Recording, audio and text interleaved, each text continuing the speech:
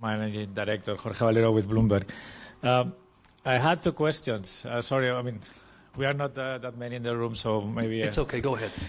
So first of all, on the growth forecast, the cutoff date for the growth forecast was end of May, but the data for the first part of the year came in June. Considering this and the fact that the situation is far from being resolved, do you have an idea of how much the growth could come down and continue worsening?